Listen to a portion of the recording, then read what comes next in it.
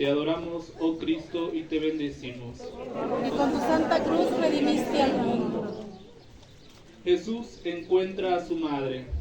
Del Evangelio según San Lucas. Gloria a ti, Señor.